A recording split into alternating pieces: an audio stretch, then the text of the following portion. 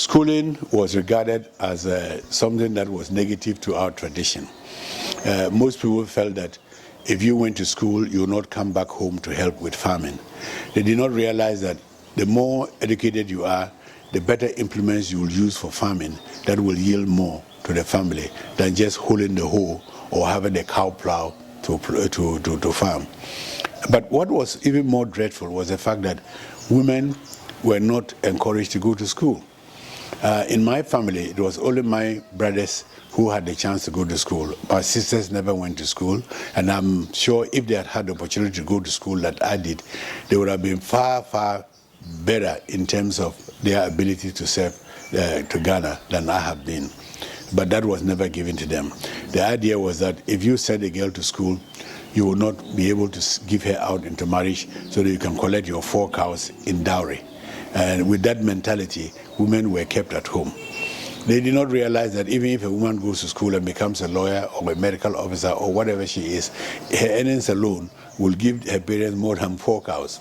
But the good news is that the system is changing.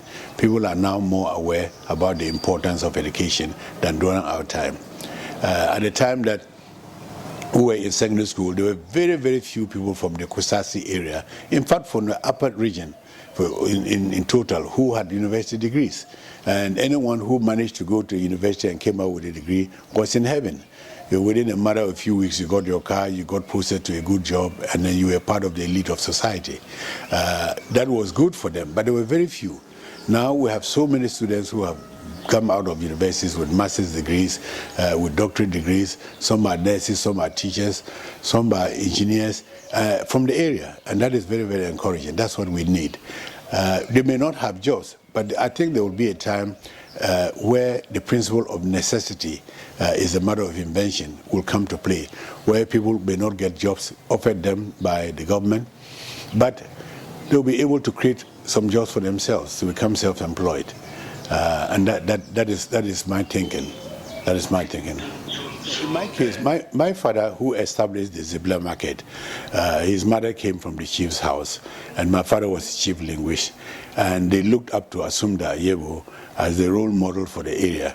And so Asumda was very inspiring to him, and he wanted his son to be as educated as Asumda. So in my case, we didn't experience what others did. My father came one evening and told me that it's time for me to go to school.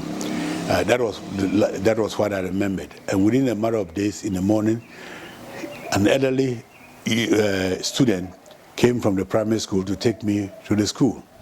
And when I got there, the teacher put my hand over my head to see if I can touch my ear. And when I did, he said I was old enough to go to school. And I guess I was about 6 at that time.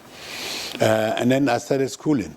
And then what I experienced was the bullying that took place in school. And so because of that, I did not like school. So there were times that I would leave the house pretending that I was going to school, especially in the rainy season, and I'll hide in the millet field until it's time for kids to go back home, and then I'll join them and go home. And then I was discovered one day hiding in the cornfield, millet field.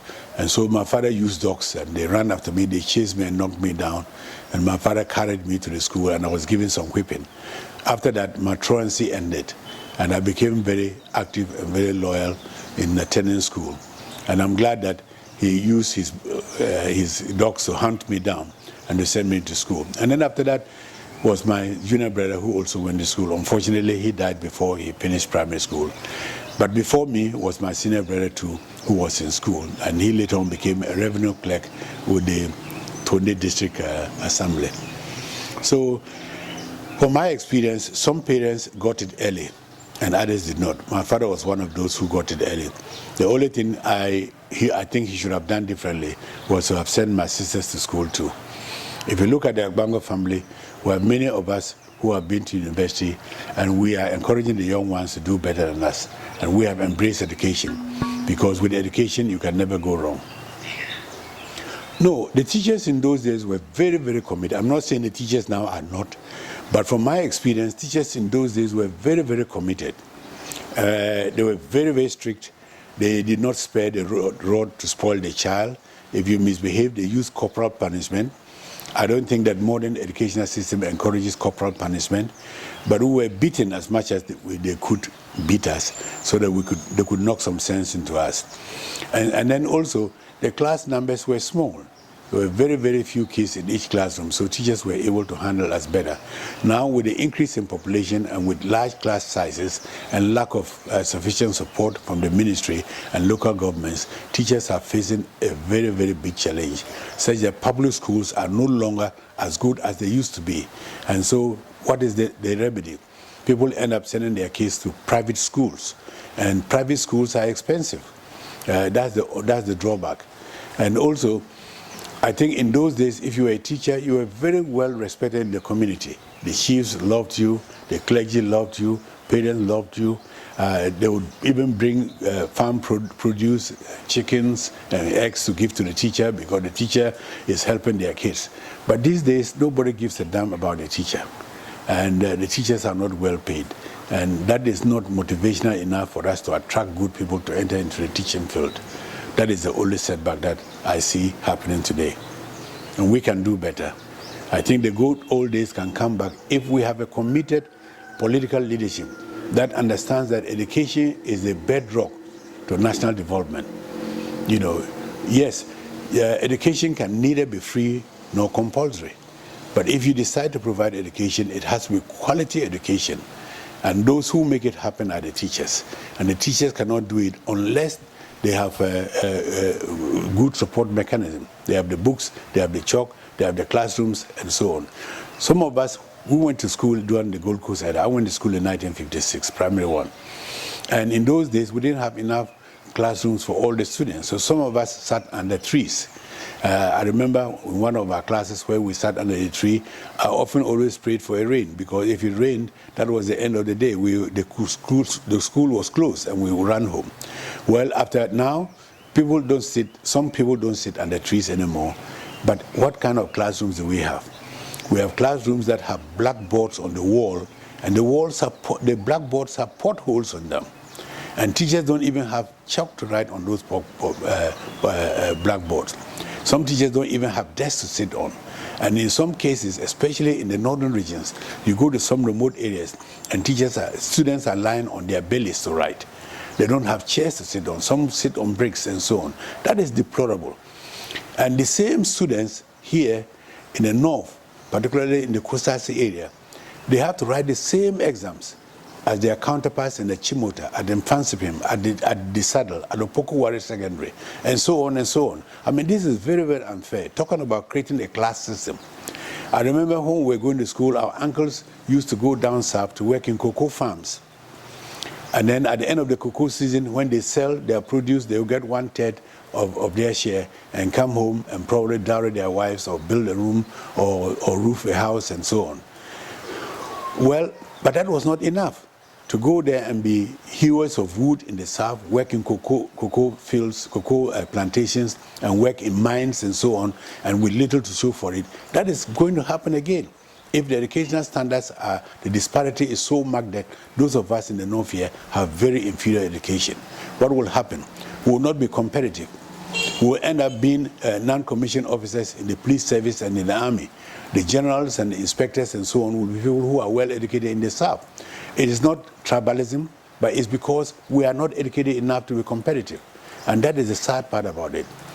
The unfortunate situation is that people like me, people like some of the members of parliament, some of the ministers, we can afford to put our children in the best schools.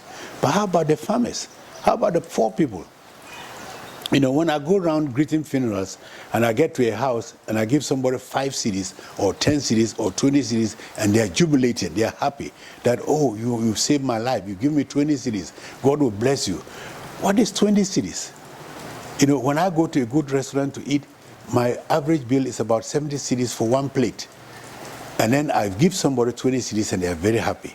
That shows about the disparity between the levels of income, between those of us who have and those who do not have.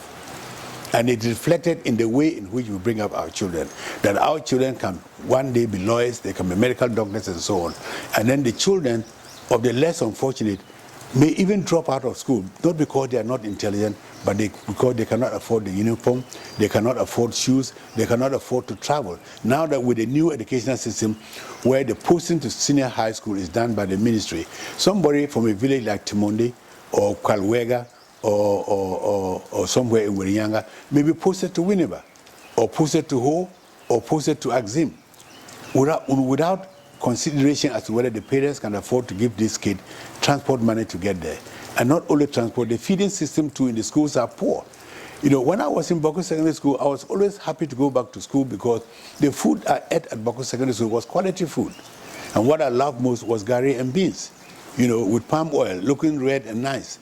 Now the feeding system is so poor that when you send your kid to a boarding school, you have to furnish them with a chalk box full of food, gari, sugar, milk, and so on, biscuits and all of that. How many parents can afford that? And that is just to supplement what they feed. So these are the challenges that we're having. As I said, we were the pioneers at Bako Secondary School. And pioneers are always used as guinea pigs. We didn't have enough qualified teachers. We didn't have the books. We didn't have the infrastructure. It took us a long time before we had a generator so that we could study in the night. Water supply system was a problem, fortunately.